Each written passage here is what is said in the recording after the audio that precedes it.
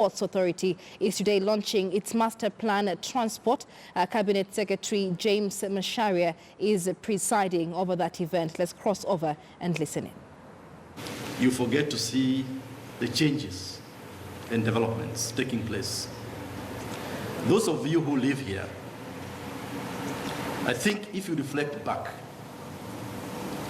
and remember how the port of Mombasa used to look like, say 5, 6, 7 years ago, I think you'll be very inspired to see now how it looks today.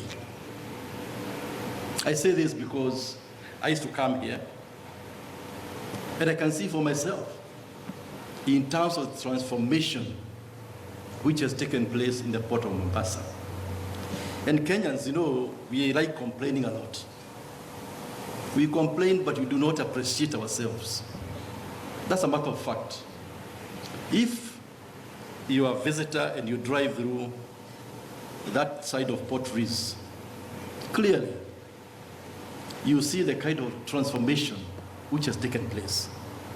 Each time I come to the airport and drive through the port of Mombasa, I may not say it, but I'm always very inspired. Because clearly, Mombasa has transformed itself to become a world-class facility. And this is a fact.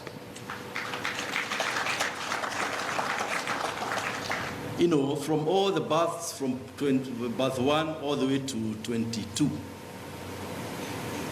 you know, you can see what is happening. You know, second container terminal, world-class. The infrastructure supporting the port of Mombasa. You know, you feel proud being Kenyan, going through those access roads from the airport all the way to the SGR station. You feel proud about it because these are world-class facilities. And I would like to, you know, plead with Kenyans who have not been to that side of Mombasa City to come and see for themselves. We have also, like you have seen, invested heavily in SGR. We have countries in the region who are also trying to implement SGR projects for themselves. But ours has been the benchmark, as a matter of fact. Last year, I attended an event in China. And during the event, I sat next to one of the countries also implementing SGR. And they told me they started before us, about 2 years before our project. And yet, at that time, we were running 8 to 10 trains. They were running 1 train. And that inspired me a lot. Despite what is said, a lot of progress, a lot of investment, a lot of positive investment has gone into this SGR infrastructure, both in terms of investment and in terms of operations. And so, when you talk about integrated transport system, where you have the port on one side, and then you have the SGR on the other side, you have to look at them together as one investment, one integrated transport system. And this is a competitive advantage which we cannot take for granted. We have to look at our SGR as a competitive advantage which we have, which no other country has in this region, supporting the port of Mombasa, so that as cargo comes in, like the chairman was saying, some of those ships can bring 20,000 TEUs. The SGR in one day can take maybe 15,000 of those TEUs. If you have to depend on large transport, and for this, we are working as partners with our colleagues in the trucking business to complement each other. If you are unable to offload the 15,000 TEUs from the port of Mombasa, The jam, you start here at the port of Mombasa. At nothing, you grow in the hinterland. And so it is important we recognize that the SGR is a strategic competitive advantage for this country, which cannot be replicated. And so when you talk about the two working together, let's bear that in mind.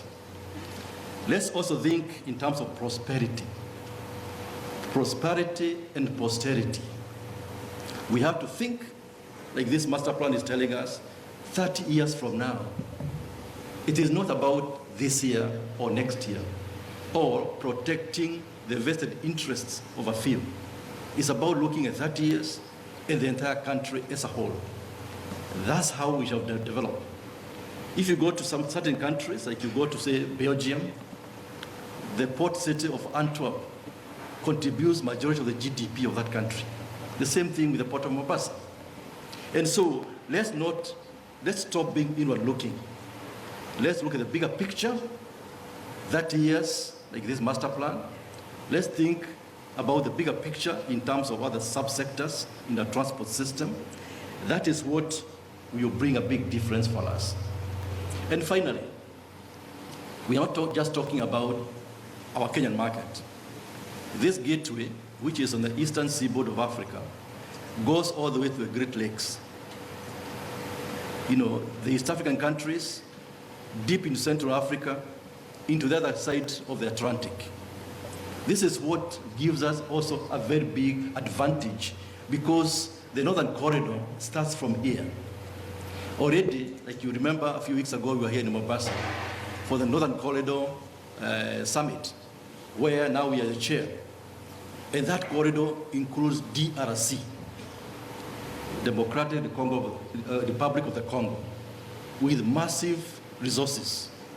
The Eastern Congo, with all their gold fields, Bukavu, these are areas we can exploit, but we cannot do so if we are hammering the same investments which we have, which are creating a robust corridor like the SGR. This is what will differentiate ourselves from other countries. And so, in short, let's work together, all stakeholders. There is something for everybody. You remember when we introduced the Madaraka Express, people said, oh, you brought Madaraka Express, all the buses now, there'll be no business. Now, nobody talks about that anymore, because there's something for everybody.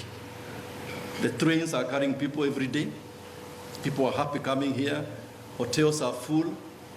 You have to look at the bigger picture. The same thing with cargo transport. My friend here, Aoun, knows, and his colleagues, we are complementing each other. We need each other. The SGR will never be able to carry 31 million tons. Its capacity, I think, is about 18 million tons. And so there is something for everybody. We are opening new corridors. Lapset, Lamu, Isiolo, Moyale to Nakadok in southern Sudan. There's something. Transport